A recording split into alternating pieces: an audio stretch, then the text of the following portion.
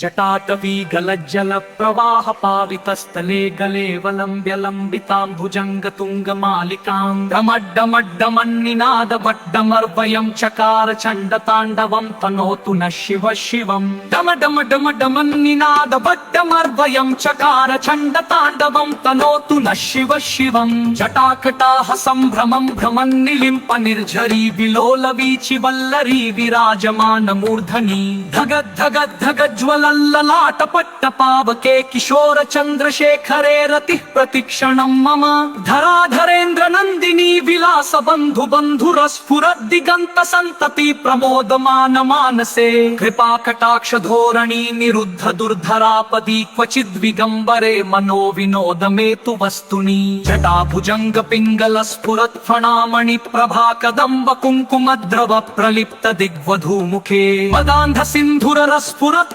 उत्तरीयमे दुरे मनो विनोदमद्भुतं बिंभर्तु भूत भर्तरी सहस्रलोचन प्रभृत्य शेषलेख शेखर प्रसून धूलि धोरणी विधूसरांघ्रि पीठ भुजंगराजमालया निबद्ध जाट जूटक श्रिये चिराय जायतां चकोर बंधु शेखरः ललाट चत्वर ज्वल धनंजय स्फुलिंग भानिपीत पंचसायकं नमन्निलिम्पनायकं सुधामयूखलेखया विराजमान शेखरं महाकपालि संपदे शिरो जटालमस्तु नः कराल भाल पट्टिका धगद् धगद् धगज्ज्वल धनंजयाधरी कृत प्रचंड पंचसायके धराधरेन्द्र नंदिनी कुचाग्र चित्रपत्रक प्रकल्पनैक शिल्पिनी त्रिलोचने रतिर्ममः नवीन मेघ मंडली निरुद्ध दुर्धर स्फुरत् कुः निशीथनी तमः प्रबद्ध बद्ध कंधरः निलिम्प निर्झरी धरस्तनोतु कृत्ति सिंधुरः कला निधान बंधुर श्रियं जगन्धुरन्धरः प्रफुल्ल नील पंकज प्रपंच कालिम प्रभावलंबि कंठ कंधली रुचि प्रबंध कंधरं स्मरच्छिदं पुरच्छिदं भवच्छिदं मखच्छिदं गजच्छिदांध कच्छिदं तमंत कच्छिदं भजे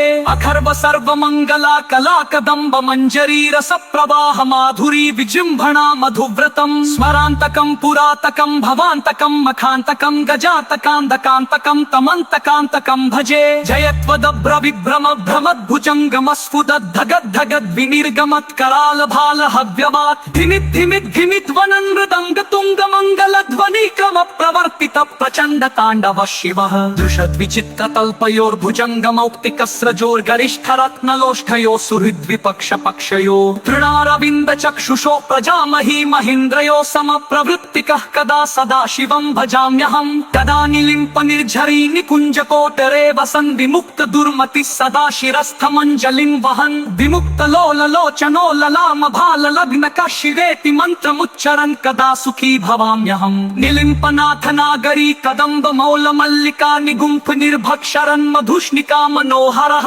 तनोतु नो मनो मुदं विनोदिनीं महन्निशं परिश्रय परं पदं तदंग जत्विषांशयः प्रचंड वाडवानल प्रभा शुभ प्रचारणी महाष्ट सिद्धिकामिनी जनावहूत जल्पना विमुक्त वामलोचनो विवाह कालिक ध्वनि शिवेति मंत्रभूषगो जगज्जयाय जायताम् इमं हि नित्यमेव मुक्त मुक्तमोत्तमस्तवं पठन् स्मरन् ब्रुवन्नरो विशुद्धमेति सन्ततं हरे गुरौ सुभक्तिमाशु याति नान्यथा गतिं विमोहनं हि देहिनां सुशङ्करस्य चिन्तनम् पूजावसान समये दशवक्त्र गीतं यः शम्भुपूजन परं पठति प्रदोषे